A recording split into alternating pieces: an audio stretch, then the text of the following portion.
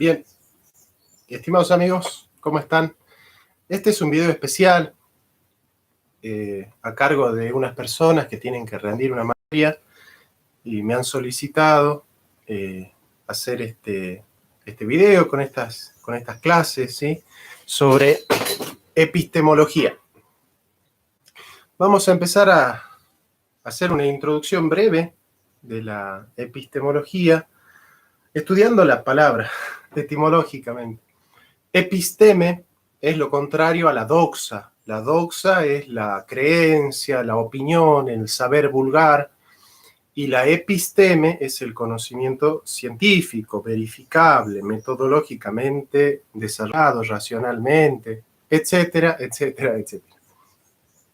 Pero a la vez nosotros tenemos tipos de ciencia, ¿sí? Se ha cualificado, se ha clasificado a la ciencia en dos grandes tipos. Buenos días, Victoria Guerra, ¿cómo te va? Desde Colombia, qué hermosa Colombia. Amo Colombia. Muchas gracias por estar viendo este canal, Victoria. Les agradecería que compartan todos los videos del canal, que les guste. Así vamos masificando el amor por la filosofía, ¿sí? Bien. Yo decía que hay dos grandes tipos de ciencia, las ciencias fácticas y las ciencias formales. Después tenemos las ciencias filosóficas, pero bueno, ese es otro cantar ahora. Las ciencias fácticas son aquellas que estudian el factum. La palabra factum en latín significa hecho. Entonces, las ciencias fácticas son aquellas que estudian las cosas y los hechos. Y en ese sentido hay ciencias fácticas naturales, por ejemplo, la biología, la química, la física. Son ciencias fácticas naturales. Y después tenemos ciencias fácticas sociales. Y ahí están, bueno, la sociología, la ciencia política, la historia, la antropología. Dentro de las ciencias formales, nosotros tenemos aquellas ciencias que, prescindiendo de los hechos y las cosas, estudian las formas, por ejemplo, del pensamiento, las formas en las que discurre el pensamiento, esa es la lógica, y la matemática y la geometría, que estudian las formas de las cosas, ¿sí? Jonathan, ¿cómo anda mi querido amigo peruano? Hace mucho que no charlamos. Bueno, bienvenido a esta clase de epistemología. Entonces tenemos ciencias fácticas, que son naturales y sociales, y las ciencias formales, que son la lógica, la matemática, la geografía, la geometría. Claramente, las ciencias filosóficas son aquellas que estudian los primeros principios de las cosas, ¿sí? Las causas primeras de las cosas. Pero, bueno, no todos están de acuerdo en esa clasificación y en esa conceptualización de filosofía. Bueno, yo sí estoy de acuerdo. Las ciencias, a su vez, tienen objetos formales y objetos materiales. El objeto material de una ciencia es el quid de la cuestión. ¿Qué es lo que se está estudiando? Por ejemplo, la historia estudia al hombre, pero a través del tiempo. ¿Pero cuál es el objeto de estudio de la historia? El hombre. El hombre. Así lo define Marc Bloch, ¿no? La historia es el estudio del hombre a través del tiempo, ¿sí? A través del tiempo. Es antropología, ¿no? Por eso Marc Bloch dice, por ejemplo, allí donde hay carne y sangre, la historia encuentra su objeto, su lugar. El objeto material, entonces, de la historia es el hombre. Pero claro, ustedes me pueden decir, la psicología también estudia al hombre. Y la sociología también estudia al hombre. Incluso la biología puede estudiar al hombre, ¿no es cierto? La anatomía, Entonces, ¿cómo poder diferenciar una ciencia de la otra? Bueno, hay objetos materiales que son muy singulares. Por ejemplo, la ciencia que estudia a Dios se llama teología. Y bueno, no hay otra ciencia que estudie a Dios, salvo la metafísica, que estudia la causa primera, pero cuando la estudia en Dios ya es teología. O enología, o, bueno, sí, ontología, metafísica. Pero lo que va a caracterizar, lo que va a diferenciar a una ciencia de la otra es el objeto formal. Es decir, de qué forma, de qué manera nosotros vamos a abordar esa temática. En particular, por ejemplo, la historia estudia al hombre, correcto, ese es el objeto material. Pero ¿cómo lo va a estudiar? A través del tiempo. Esa es la diferencia específica de la historia con respecto a la antropología, a la sociología o a la ciencia política. ¿Qué va a estudiar la ciencia política? Al hombre en sociedad, en relación con el poder y la organización de la polis. Perfecto. Eso es característico del estudio del hombre de la ciencia política. La sociología estudia al hombre en sociedad, en sus relaciones sociales. La psicología estudia del hombre su personalidad, su comportamiento, su conducta, sus principios psíquicos, sus motores anímicos. Bueno, ese es propio de la psicología, ese es el objeto formal. Bien, o sea, y acá tenemos el objeto formal quo, es decir, ¿qué del hombre se va a estudiar? Su historia, el objeto formal quo de la historia es la historia del hombre, es el proceso histórico del hombre en sociedad. El de la psicología es estudiar al hombre científicamente, a través de sus fenómenos, de su conducta, de su comportamiento. Y el objeto formal quo es cómo se va a estudiar, ¿no? El quod, perdón. El quo es qué se va a estudiar del hombre. Nosotros ya tenemos entonces el objeto material es qué se va a estudiar al hombre. Su biología y organismo, la biología. Su pasado e historia, la historia. Su organización social, la sociología. Su cultura, la antropología. Su ordenación ante la polis, la ciencia política. Ese es el objeto formal quo. Ahora, el objeto formal quod es cómo se va a estudiar la historia del hombre. Bueno, científicamente, a través de la documentación. Científicamente. ¿Cómo se va a estudiar la anatomía del hombre? Científicamente, a través de la experiencia, empíricamente. Ese es el objeto formal quod. ¿Sí? Entonces, ¿qué se estudia? Objeto material. ¿Qué de esa realidad se va a estudiar? ¿Sí? Porque uno puede estudiar la Tierra, sí, pero ¿qué de la Tierra? Su composición orgánica, la geología. Su relación con el hombre, la geografía. ¿Y cómo se va a estudiar? Científicamente, metafísicamente, místicamente, en el caso, por ejemplo, de la historia de la salvación, ¿cómo se estudia? Místicamente, religiosamente, espiritualmente. Cada ciencia tiene también su objeto formal quod, el cómo se va a estudiar el objeto. Bueno, hay tres tipos de conocimiento, entonces. Tenemos el conocimiento vulgar, aquel que no requiere una sistematización. Bueno, dicen las abuelas que tenés que tomar esta hierba y entonces tenés que ir y hacer esto y lo. Bueno, ese conocimiento es un vulgar. El conocimiento científico es un conocimiento racional, metodológico, sistemático, organizado, coherente, que tiene lógica, que es evidente, que parte de la evidencia. Bueno, esa es la característica del conocimiento científico. Y después tenemos el saber religioso y el saber filosófico. Nos interesa entonces saber qué es la epistemología. La epistemología es una rama de la filosofía que se preocupa de los temas del conocimiento científico, es decir, de las formas, procesos, estructura y consecuencia del saber científico. En diferencia de la gnoseología estudia el saber, el proceso cognitivo del hombre. La epistemología estudia la constitución del saber científico. El orden de los contenidos. Hola María. El orden de los contenidos a exponer parte con la diferencia entre una visión externa e interna de la epistemología. ¿Para qué?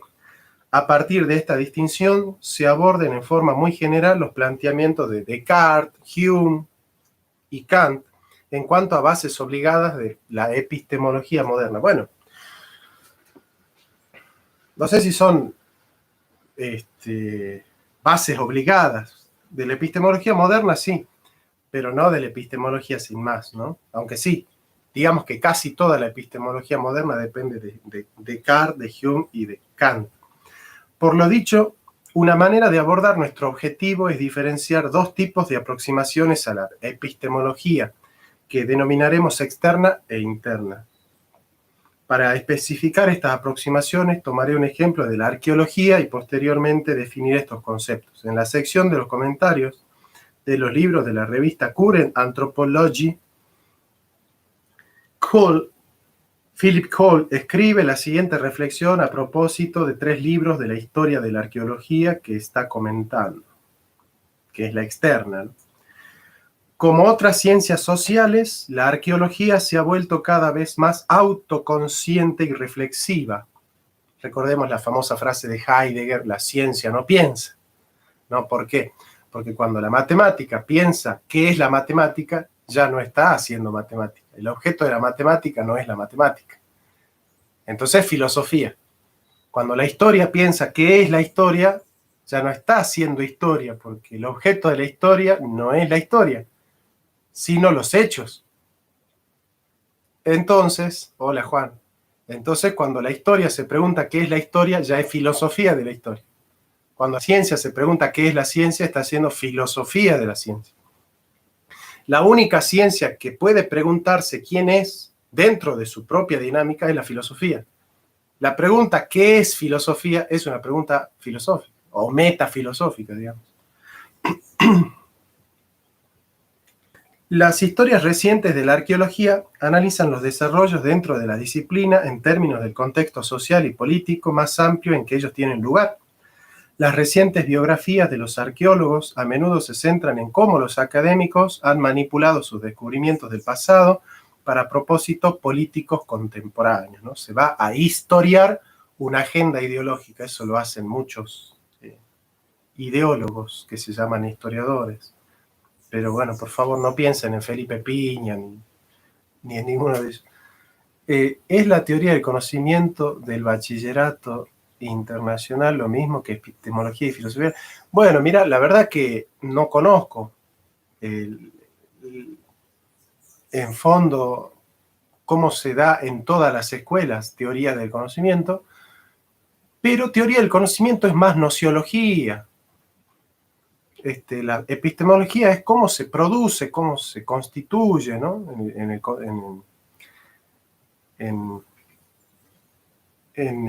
el contexto, en el estado de la cuestión, cómo se va configurando la forma, la estructura del saber científico, ¿no? Yo creo que va más por ese lado. Es decir, la nociología estudia el conocimiento en el hombre, la epistemología estudia el conocimiento en la ciencia, en el corpus científico, ¿no?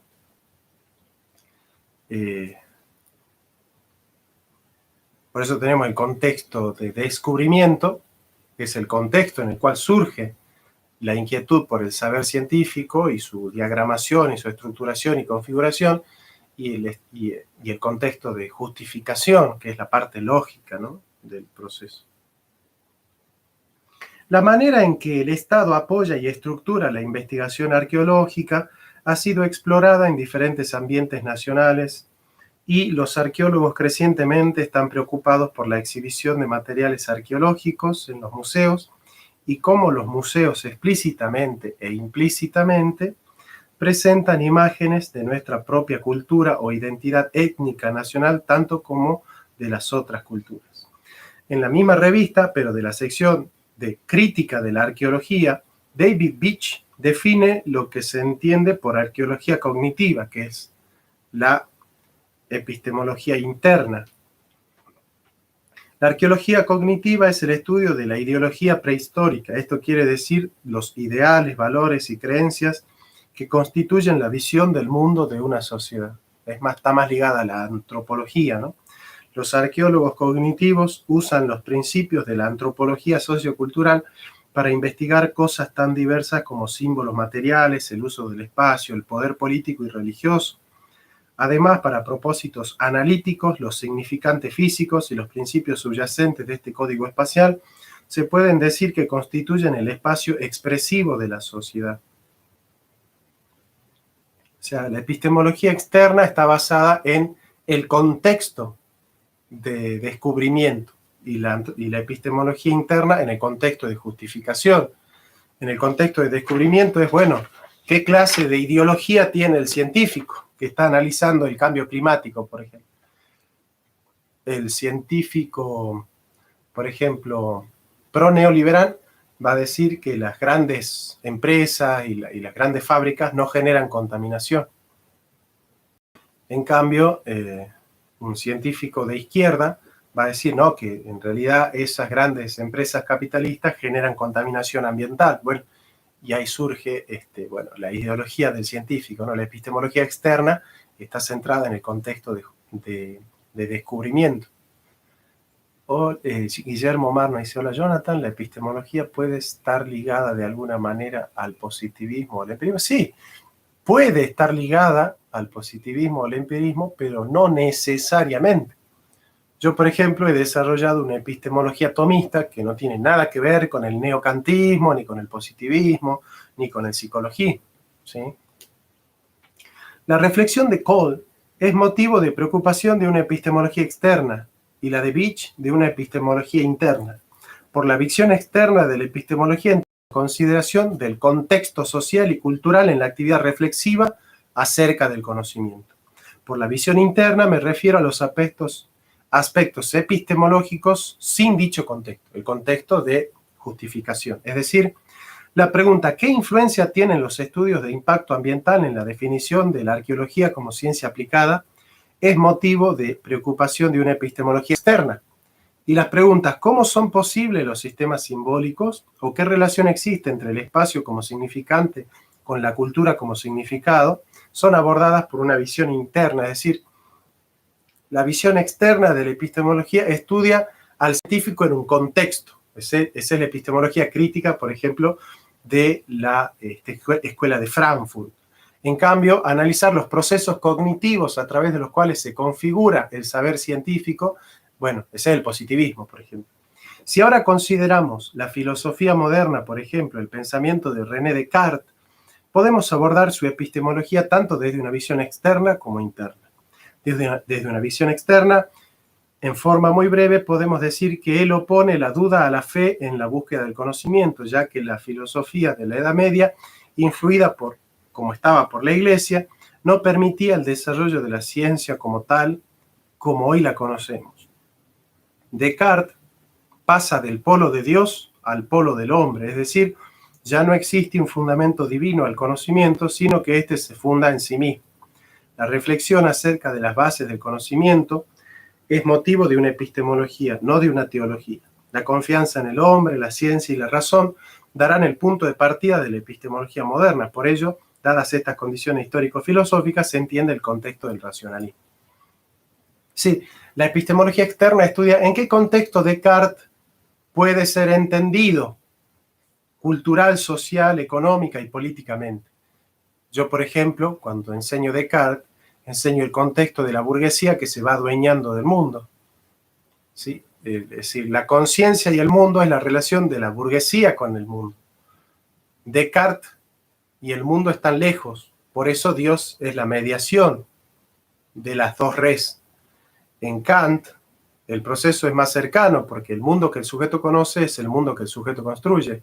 Y en Hegel, todo lo racional es real, todo lo real es racional. El sujeto, la conciencia y el mundo son una sola, porque la burguesía se ha adueñado ya del mundo a través de la Revolución Francesa y de la Revolución Industrial. Entonces, esta manera de abordar el conocimiento filosófico en su contexto es una epistemología externa. En cambio, abordar el pensamiento de Descartes ad intra es epistemología interna.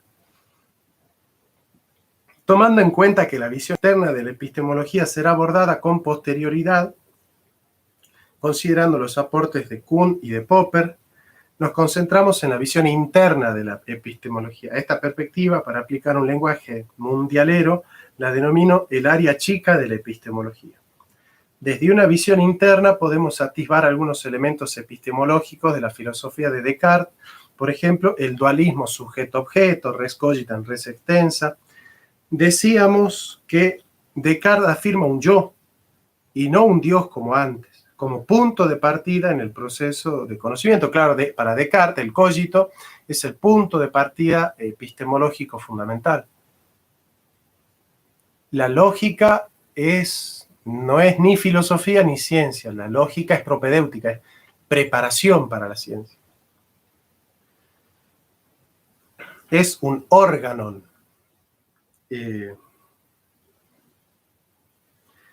Este yo de Descartes tiene la característica de la inmaterialidad. Es solo alma, como dirá en las meditaciones metafísicas, ¿no? Mente, conciencia pura y como tal, distinto de toda corporalidad. El cuerpo es mi res extensa, mi yo externo, dice, ¿no? De ahí que exista la conciencia por un lado y la materia por otro, sujeto y objeto. Pero ¿cuáles son las razones que llevan a Descartes a su afirmación?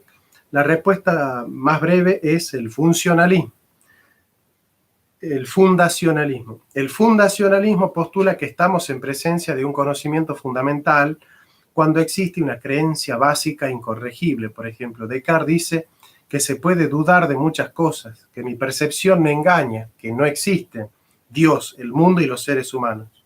Los sentidos nos engañan, dice Descartes. Pero dice, enseguida advertí que aun queriendo pensar de este modo que todo es falso, era necesario que yo, que lo pensaba, fuese alguna cosa.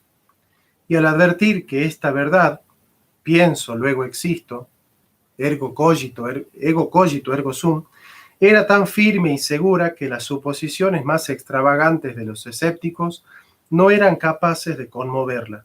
Juzgué entonces que podía aceptarla sin escrúpulo como el primer principio de la filosofía que buscaba. Yo pienso. Ya que se ha definido el fundacionalismo, pasemos ahora, o sea, ¿dónde se fundamenta el conocimiento, ¿no?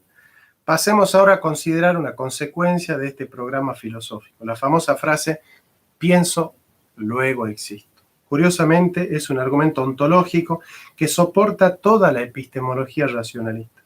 ¿Qué es un argumento ontológico? Es una aseveración referida al ser de las cosas. Ontos significa ente o ser, ¿sí? El estudio del ser de las cosas. Por ejemplo, Descartes postula que la demostración de la existencia del mundo pasa por la demostración de la existencia de Dios, que es veraz y que no nos puede engañar. Puesto que Dios nos ha dado la inclinación de creer en la existencia de las cosas naturales, y dada la naturaleza de Dios, no es posible que Dios nos engañe. Los argumentos ontológicos están muy presentes en la antropología, por ejemplo, cuando se postula que todos los seres humanos, en todas las culturas conocidas y por conocer, son racionales. Tal vez su racionalidad sea diferente, pero es dable de conocer. También la ontología se puede ejemplificar con la siguiente frase. Todos los seres humanos son diversos en sus costumbres, pero comparten una esencia en común. Por eso todos los hombres somos en parte iguales en lo que naturalmente tenemos de común y en parte distintos, lo que tenemos de culturalmente diverso. Por eso no hay un hombre unidimensional, como plantea Marcuse, y por eso es imposible la globalización absoluta porque las culturas son diversas.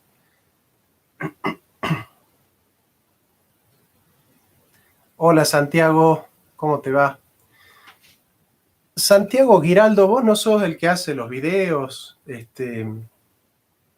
los videos libertarios, de liberalismo, conservadores, porque yo te sigo mucho y me gusta mucho tu canal, hermano. Jonathan, ¿será posible que las ciencias sociales puedan desprenderse de las ideologías de sus autores? Bueno, es muy difícil, pero es posible la objetividad. Por ejemplo, yo que soy peronista, cuestiono mucho al peronismo. De hecho, a mí mis compañeros me dicen que nadie es más duro, que ningún gorila es tan duro con Perón que yo.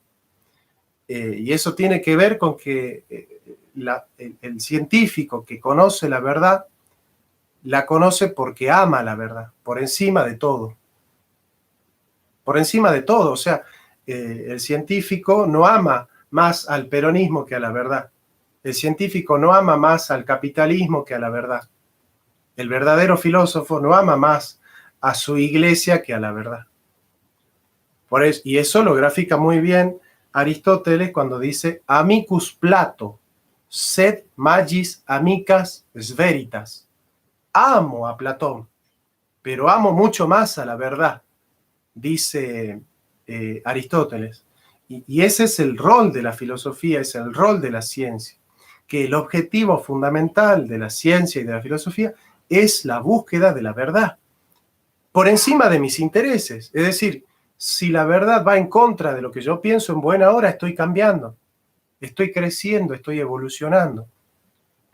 No es posible conocer la verdad si no se ama más la verdad que tu propia ideología, si no se ama más la verdad que tu propio pensamiento. Porque si vos amas más tu ideología, tus preconceptos, tus prejuicios, que la verdad, entonces caes en el sesgo de confirmación. ¿Qué es el sesgo de confirmación?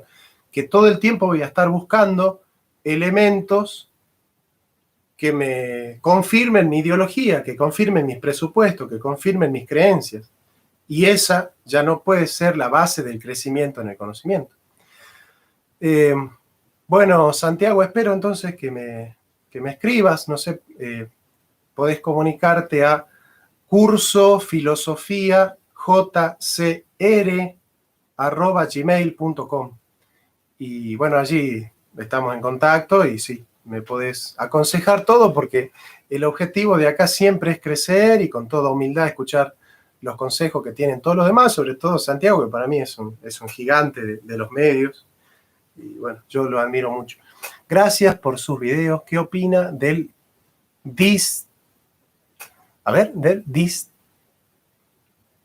distributismo? Un abrazo. Bueno, José, acá me permitís decir una frase que me encanta decir, no lo sé, no sé qué es el distributismo. Conjeturaría que tiene que ver con una postura económica o sociopolítica. Si es así, yo tengo una respuesta, pero no me parece adecuado entrar en ese tema cuando estamos en otro tema. Si querés, me escribís en otra oportunidad y hago un video específico sobre esa temática.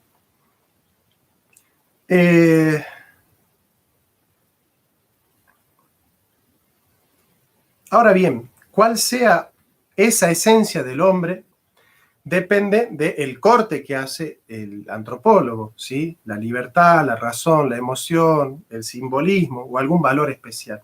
Esto quiere decir que las reflexiones epistemológicas muchas veces tienen a la base una ontología, una idea del ser, una comprensión del ser. Por eso es imposible hacer una ciencia autónoma si no se tiene una metafísica. Esto lo dice Heidegger muy bien y estoy de acuerdo, porque cuando uno hace historia está usando el concepto de hombre, de ser, de tiempo, de movimiento, de pasado, de ente, de método. Y bueno, si uno no tiene la capacidad de descubrir, de profundizar, de comparar y de discernir los conceptos metafísicos fundamentales, ser, ente, libertad, tiempo, historia, movimiento, devenir, es muy difícil hacer una ciencia autónoma montado en los descubrimientos metafísicos de otro, digamos, ¿no? Eso es, en filosofía, eso es clave, tener autonomía en la metafísica. Nadie es buen filósofo si no es un buen metafísico.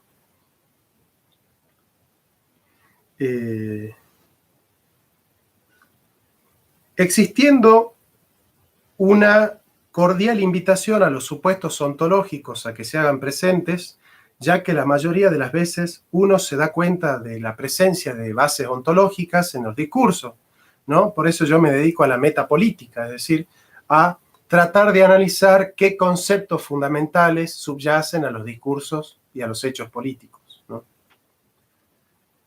Bien nos hará estar un poco más atentos a los cuentos que están en la base de los cuentos que nos están contando los científicos o los políticos, ¿no?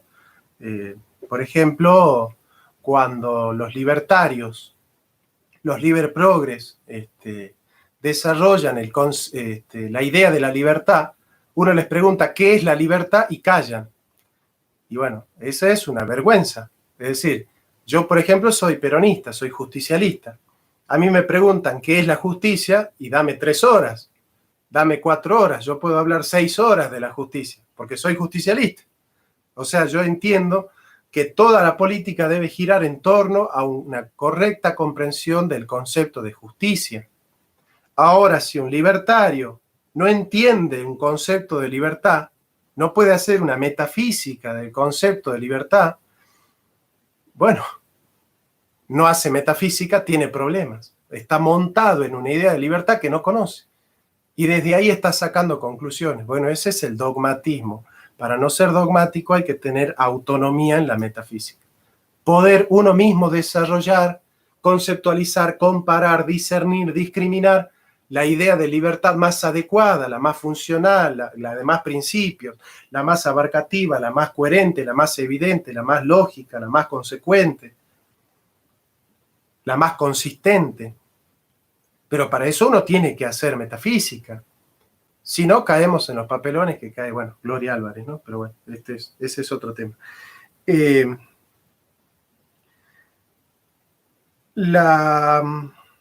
Abordaremos otro pensador importante para introducir la epistemología, que es un inglés, que es padre del empirismo inglés, llamado David Hume, H-U-M-E. David Hume, que nació en 1711 y murió en 1776. Rápidamente nos salta a nuestra memoria la palabra empirismo, de empiria. ¿Qué postula el empirismo?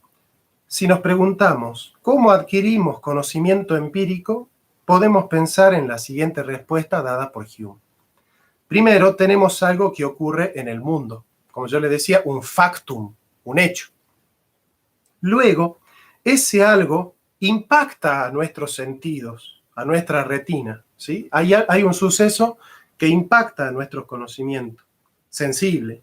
Tercero, tenemos una cosa mental que ocurre como impacto, como resultado de ese impacto, y que denominamos contemplación, observación, y posteriormente otras cosas mentales como inferencia de las observaciones, es decir, lo que Locke va a llamar ideas simples e ideas compuestas. La idea simple es, por ejemplo, vamos a decir así, aplauso, sonido, aplauso, sonido.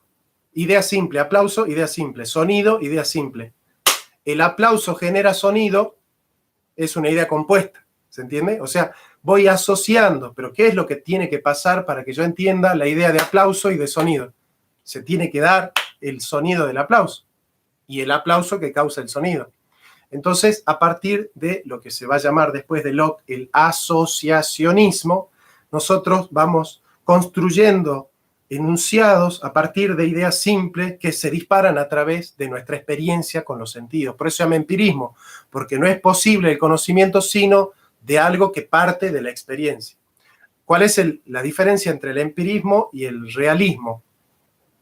Que el empirismo dice que solo se puede conocer aquello que está dado en la experiencia en los límites de la experiencia. Quiere decir que nunca podemos deducir de la experiencia aspectos que están dados en la experiencia, pero como principio de algo metafísico.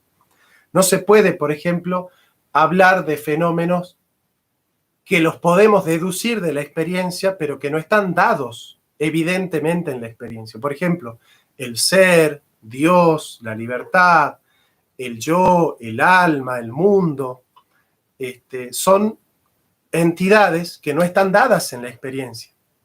Kant, por ejemplo, dice, yo tengo experiencia de los fenómenos físicos. Yo tengo experiencia de los fenómenos físicos, pero no tengo experiencia de la totalidad de los fenómenos físicos de todo el universo que llamamos mundo o universo. El mundo es la totalidad de los fenómenos físicos, es la sustancialidad orgánica que integra todos los fenómenos físicos. Bueno, yo no tengo experiencia del mundo. Hacer metafísica en base a la idea de mundo, dice Kant, es la antinomia de la razón, en la dialéctica trascendental de la crítica de la razón pura. Ahora, yo tengo experiencia de mis fenómenos psíquicos. Yo sé que quiero, sé que amo, sé que hablo, sé que pienso, sé que deseo, sé que anhelo, sé que sueño. Ahora, yo no tengo experiencia de esa sustancia que articula entitativamente todos mis fenómenos psíquicos. ¿Cómo se llama esa sustancia que unifica mis fenómenos psíquicos? El alma. Dice Kant, yo tengo experiencia de los fenómenos psíquicos, pero no tengo experiencia de la totalidad de los fenómenos psíquicos que se llama alma. Entonces, hacer filosofía partiendo del concepto de alma, como Descartes, por ejemplo, el ego cogito ergo sum, el ego es el alma, el yo pienso, mente pura, conciencia.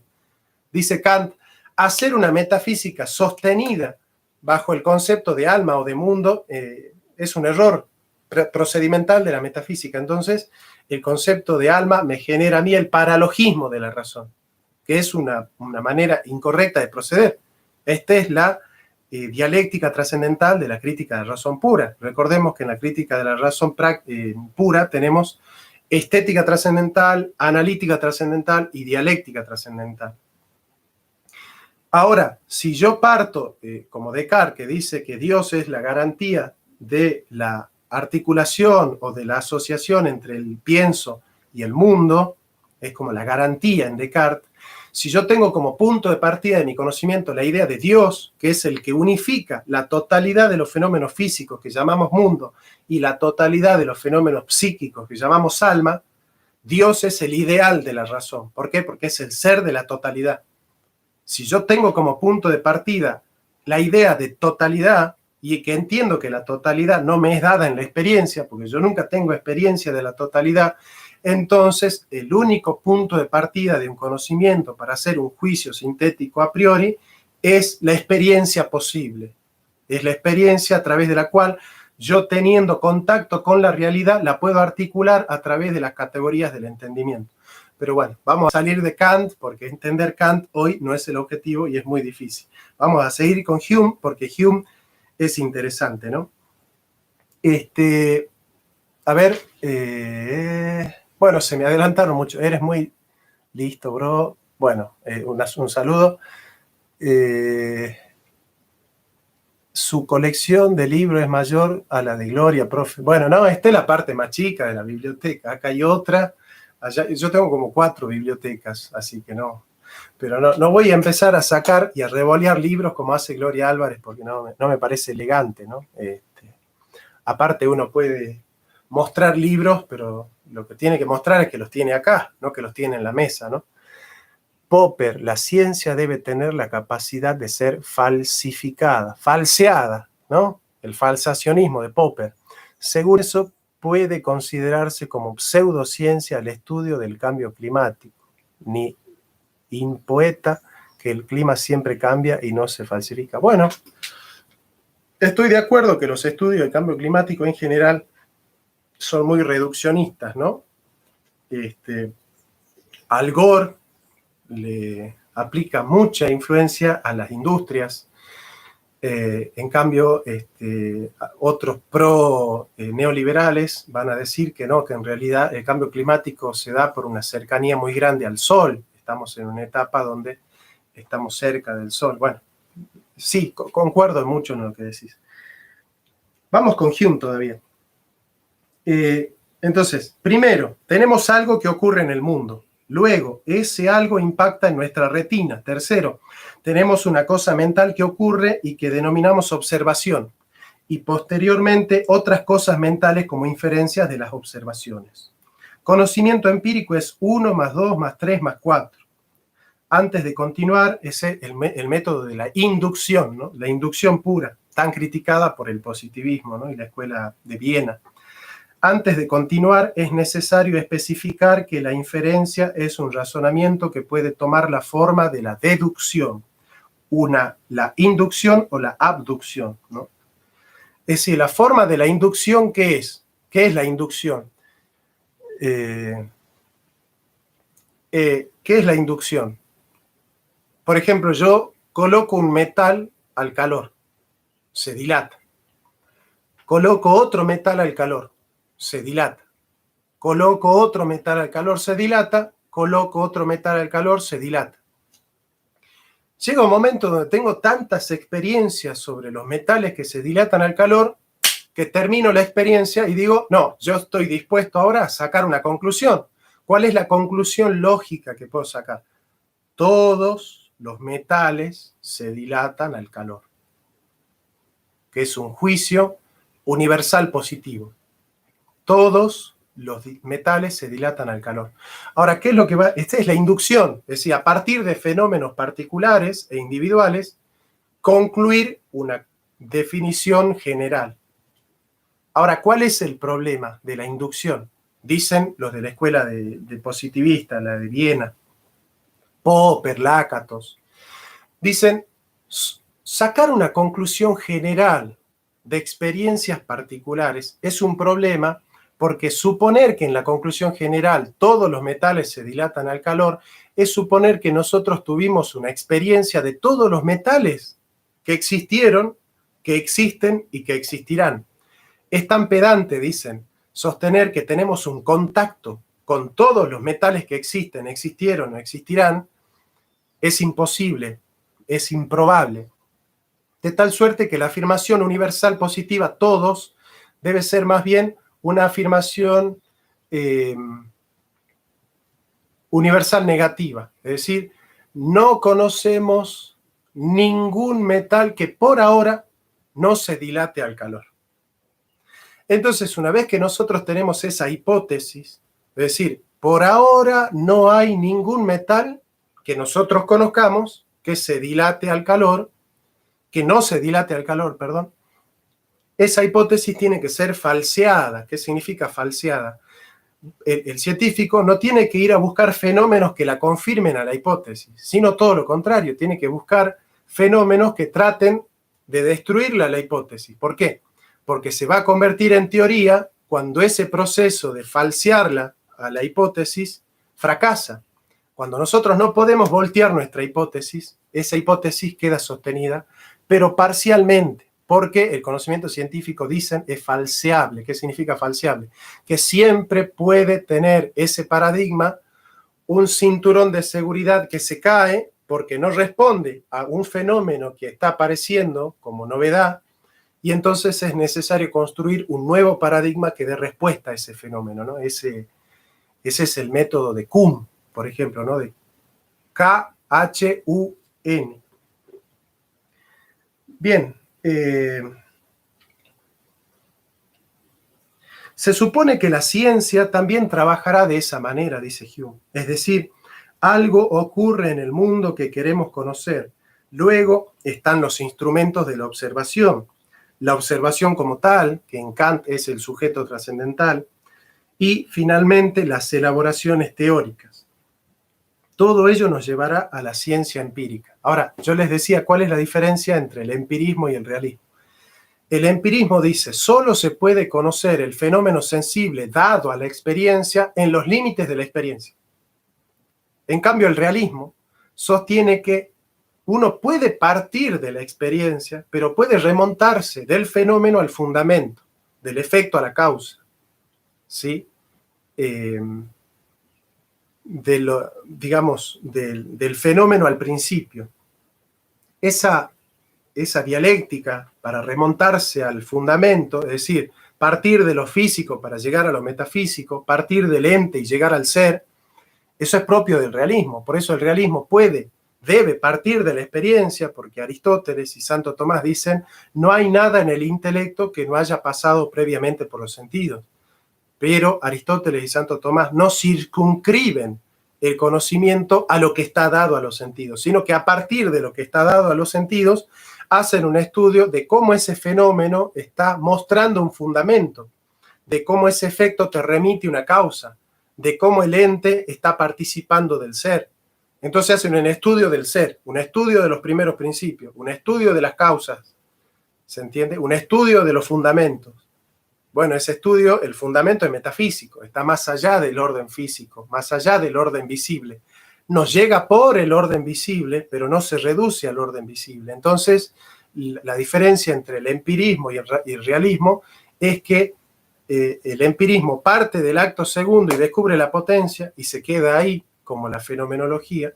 En cambio, el realismo parte del acto segundo a la potencia y de la potencia a la sustancia, en un orden metafísico. Entonces, por ejemplo, yo digo, este árbol está dando peras. Ese es un acto segundo. El acto segundo me remite a una potencia. Si este árbol está dando peras, es porque puede dar peras. Ahora, ¿yo qué puedo afirmar metafísicamente? Si esto que está ahí está dando peras, que es el acto segundo, porque puede dar peras, que es la potencia, esa potencia me remite a una potencia ¿de qué? Como decía Agustín en el debate, de una naturaleza. Por lo tanto, cabe afirmar esto que está ahí, que solemos llamarle árbol y que está dando peras, es un peral.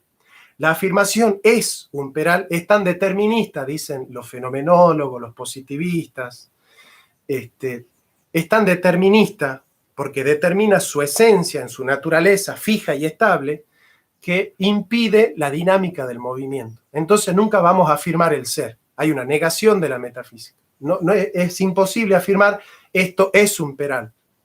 Por ejemplo, yo digo, yo estoy pensando, acto segundo. Por lo tanto, puedo pensar, potencia. Entonces, ¿qué soy? ¿Soy un ser racional? No, eso ya es afirmar mucho. Vos no tenés experiencia de que sos un ser racional, simplemente tenés experiencia de que estás pensando. Se dan cuenta que el proceso positivista depende de la reflexión de Kant. Kant dice, vos tenés experiencia del fenómeno psíquico del pensamiento, pero no tenés experiencia del alma. ¿Por qué? Porque mi racionalidad depende de la forma sustancial que está informando mi materia, que es el alma, porque el alma le es al cuerpo lo que la forma a la materia. Pero la forma no es física. Por lo tanto, la forma del alma, que es racional, se muestra a través del acto racional. Es decir, la naturaleza se muestra a través del acto segundo. Como Kant está negando la articulación de que el acto segundo te lleva a la naturaleza a través de la potencia, se queda en la pura potencia, y es la potencia cognitiva del sujeto trascendental. Ese es el gran error de Kant, que niega el acceso metafísico al ser de las cosas. Al negar Kant un acceso metafísico al ser de las cosas, se deja de hablar en filosofía de naturaleza. Y ese es el gran problema que tenemos hoy, que no se habla de la naturaleza de las cosas. Bueno, de aquí se desprende la enorme importancia de la observación para la epistemología, ya que los procesos mentales no están en contacto directo con los sujetos del mundo, es decir, entre el punto 1 y el punto 2 median, entre el punto 1 y el punto 4 median el 2 y el 3.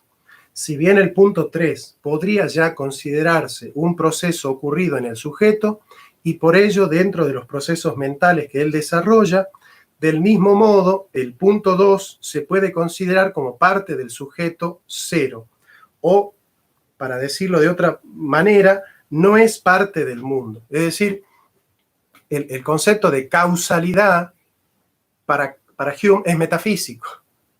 Por ejemplo, yo, sí, ya te digo, a ver, sigo leyendo, una metáfora de la inducción es como las fichas de dominó que caen una tras otra. Bueno, me gusta. Asociación de justicia y Perón, ahí no coincidimos empíricamente. No, yo asocio justicia con la doctrina justicialista. Es decir, Perón decía, el justicialismo es una doctrina. Yo sigo la doctrina de Perón, no los hechos de Perón. Si el peronismo se redujese a los hechos de Perón, yo sería gorila, ¿se entiende? Bueno, si se quiere, yo a veces no me llamo peronista, soy tomista o sigo la doctrina social de la Iglesia, pongámosle así.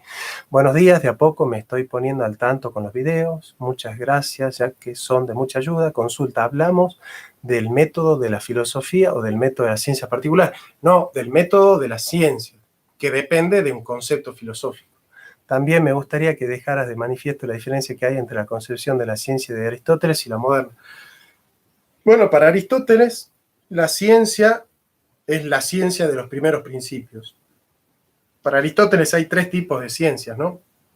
Las ciencias prácticas, las que estudian la praxis, es decir, la conducta del hombre individualmente, que es la ética, y socialmente, que es la política. Las ciencias productivas, que es la poiesis, que es la producción de objetos bellos o útiles. Los objetos bellos son el arte, la poesía, de ahí viene poesía de poiesis, y la pintura, la música, y los objetos útiles, por ejemplo, la herrería, la carpintería, que hacen, por ejemplo, una silla o una mesa. Y las ciencias teóricas, que son la matemática, la física y la metafísica, o filosofía primera, propte filosofía. La más grande de todas, la más noble, es la metafísica, la propte filosofía, la filosofía primera, usiología, enología, teología, porque estudia el saber por el saber mismo. No tiene la finalidad de orientar la conducta como las prácticas, ni de producir cosas como las productivas, sino que promueven el conocimiento de la verdad por la verdad misma, es decir, el saber por el saber mismo. Esa es la más noble de todas, digamos. ¿Por qué? Porque no es útil, no busca ser una herramienta útil para algo. Es decir, porque la ciencia más noble es la más inútil de todas. Porque la que sirve es la sirvienta. La señora es la que se hace servir por la sirvienta, digamos. La filosofía es la señora y no la sierva, dice Santo Tomás de Aquino.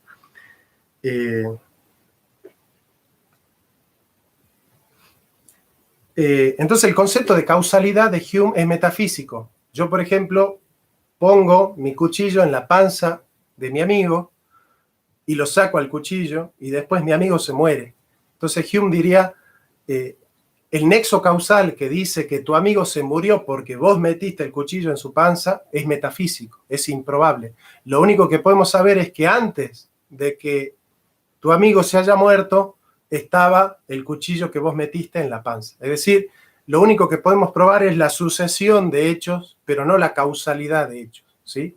Por ejemplo, esta lapicera se cayó porque yo la solté. Hume dice, no, antes de que se haya caído vos la tenías en la mano y la soltaste. Es decir, hay un proceso de anterior y posterior, pero no de causalidad. El concepto de causalidad es puesto por el sujeto, es ya metafísico, no está dado en la experiencia, dice Hume, ¿no? Hermann Hessen, Teoría del Conocimiento, claro, es un clásico. Muy bien, también me gustaría que dejaras de manifiesto. Perfecto, bueno, sigamos.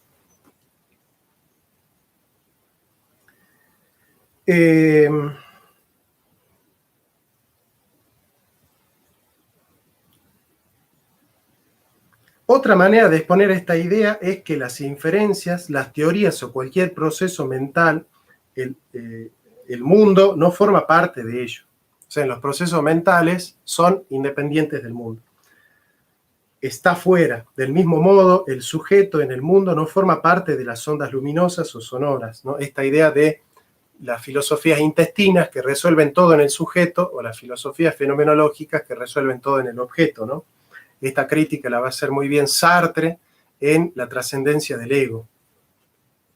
Todo lo anterior no niega la interacción entre el sujeto y el mundo, antes bien establece una diferencia entre cosas que ocurren en el mundo y cosas que ocurren en el sujeto, donde el punto de contacto es la observación. Dos consecuencias importantes a retener en la memoria son que de esta manera el mundo modela nuestros pensamientos a su forma y que al hablar de observación estamos hablando de experiencia. Y en eso se circunscribe el conocimiento para el empirismo. Es decir, no hacen metafísica, no estudian las primeras causas, los fundamentos. Como no es el propósito de esto considerar que las dos consecuencias anteriores tienen mucho que ver con el desarrollo posterior del curso, terminamos nuestra exposición planteando brevemente algunas ideas de Kant. Kant escribió la Crítica de la razón pura en 1781, pero la versión que hoy manejamos es la segunda, de 1787. Son dos versiones. La primera del 1781, que tiene la triple síntesis, que va a estudiar Heidegger en Kant und das Problem und Metaphysik, Kant y el problema de la metafísica, y la de 1787, que es la que estudia Cassirer, en el gran debate entre Heidegger y Cassirer, ¿no? Bueno, la astucia de Heidegger es que vuelve a la crítica de razón pura con prólogo de 1781 porque tiene la triple síntesis. Sin lugar a dudas, es uno de los libros más comentados y más difíciles de entender, pero no todo el texto es tan abstruso como parece. De hecho, el libro sobre el cual más tesis se hicieron en la historia de la filosofía es la crítica de razón pura de Kant. Por ejemplo, el capítulo 3 de la analítica de los principios comienza de la siguiente manera. No solo hemos recorrido el territorio del entendimiento puro, que son las categorías, y examinado cuidadosamente cada parte del mismo, sino que además hemos comprobado su extensión.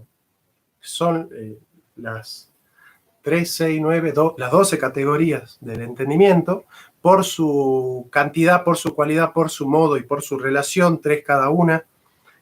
Tengo una clase de Kant grabada acá en mi canal, así que cuando quieren pueden ver, hay 2 horas de una clase de Kant. Y señalado la posición de cada cosa. Ese territorio es una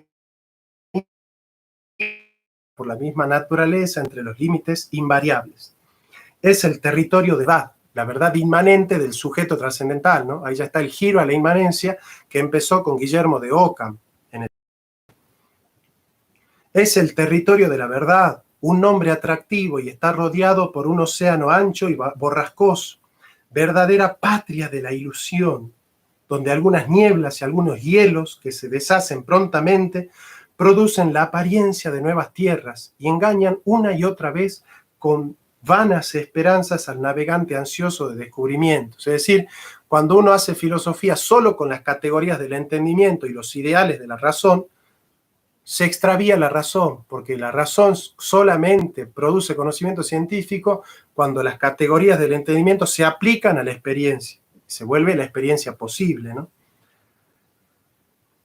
Llevándolo a aventuras que nunca es capaz de abandonar, pero que tampoco puede concluir jamás, porque la metafísica es imposible como conocimiento, pero es irrenunciable como inquietud humana, dice Kant. Antes de aventurarnos a ese mar para explorarlo en detalle y asegurarnos de que podemos esperar algo, será conveniente echar antes un vistazo al mapa del territorio que queremos abandonar e indagar primero si no podríamos concentrarnos con lo que contiene, o bien si no tendremos que hacerlo por no encontrar tierra en la que establecer, es decir, en la experiencia posible. Además, ¿con qué títulos poseemos nosotros este mismo territorio? Podemos sentirnos seguros frente a cualquier pretensión enemiga. Aunque ya hemos dado cumplida respuesta a estas cuestiones en el curso de la analítica, es posible que un breve balance de sus soluciones refuerce su aceptación al unificar los diversos aspectos en un solo punto, la experiencia posible. Por lo tanto, Kant no es tan difícil de entender como parece, y por lo demás, la metáfora del conocimiento es muy bella. Sigamos la metáfora. Kant realiza una distinción entre las cosas que podemos conocer de aquellas cosas que no podemos conocer. El fenómeno, las cosas que se muestran a la vista, de ahí viene fenómeno de fai, de mostrarse, fainómeno. La palabra fos viene luz, de ahí viene la palabra fósforo, luz, mostrarse. Los fenómenos son las cosas que se muestran. El noúmeno son las cosas que no se muestran. La cosa en sí misma nunca se muestra. A las primeras, Kant las denomina fenómeno, a la segunda, noúmenos. Los fenómenos son motivo de preocupación de una epistemología, pero de los noúmenos no podemos hacer teoría de conocimiento. Los fenómenos forman la isla, los noúmenos el mar. El objetivo de Kant es hacer un mapa del territorio de la isla, es decir, señalar cuáles son las características del conocimiento humano. Como dice Kant, llamo a priori, llamo trascendental al conocimiento, no de las cosas, sino de nuestra forma de conocerlas de manera a priori. También me gustaría que dejaras de manifestar que... Bueno. Entonces, Kant distingue dos fuentes de conocimiento, la facultad de recibir las representaciones, que es la estética trascendental, las formas puras de la sensibilidad, que son el espacio y el tiempo, que los pone el sujeto trascendental, y la facultad de conocer un objeto a través de tales representaciones. Esas son las categorías del entendimiento. Mediante la primera se nos da un objeto, esa es la experiencia. Por la segunda lo pensamos, posible. La posibilidad de la experiencia se da porque todo conocimiento de la experiencia debe ser articulada por las condiciones de posibilidad del conocimiento trascendental, del sujeto trascendental. Por eso es el conocimiento sintético a priori, digamos. Bueno, o quizás son... Sí, bueno. Bueno, Santiago, sí, ya mismo voy a entrar al correo cuando termine y charlamos un poco. Voy a estar muy agradecido que me puedas... En el primer caso, la intuición sensible, y del concepto en el segundo, que forma parte de las categorías del entendimiento. Tanto intuiciones y conceptos pueden ser puros o empíricos. Si son puros, se hace metafísica de la razón pura, y si son empíricos, se hace ciencia. La intuición pura a priori es el espacio y el tiempo. Los conceptos puros son la cantidad, la cualidad, la relación, la modalidad, etc. Un conocimiento a priori es absolutamente independiente de toda experiencia. Un conocimiento a posteriori está a la base de la experiencia. Podemos utilizar otras dos palabras como reformulación de este planteamiento. Para conocer en nosotros hay un recibir y un ordenar lo recibido. ¿Qué se recibe y cómo se ordena? Se recibe materia, que es el conocimiento de las cosas por la experiencia, se ordena mediante las formas. La experiencia nos da la materia, el sujeto pone las formas de conocerlas, las categorías. Al hablar de la materia, Kant se refiere al hecho de que nosotros somos afectados por las cosas, es decir, no somos seres imperturbables, sino que al contrario, existe en cada uno la ocasión, la afección, la perturbación de algo. Algo pudiendo ser un objeto, piedra, una palabra, mira o uno mismo, sin embargo, la ocasión no determina el conocimiento, idea que nos refiere de inmediato a lo que se llama el giro copernicano. No es el objeto el que produce el conocimiento, este es generado en el sujeto. Como dice Kant, solo conocemos de las cosas lo que nosotros mismos ponemos en ellas. Por eso Kant dice, el mundo que el sujeto conoce es el mundo que el sujeto construye. Solo hay objetos para un sujeto.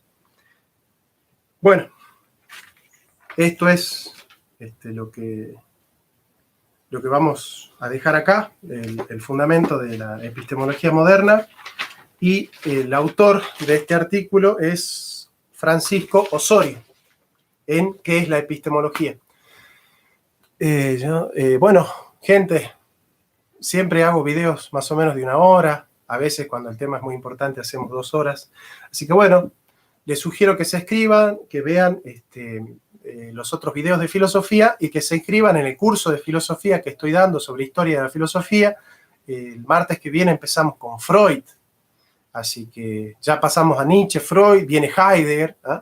Así que por favor, escriben a cursofilosofia@gmail.com, hacer el curso de filosofía. Se viene un curso de cristianismo y filosofía, literatura argentina y realidad política, realismo político, Arturo Sampay, el autor de la Constitución del 49.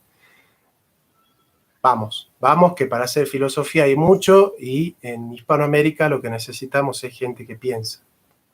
Les mando un abrazo.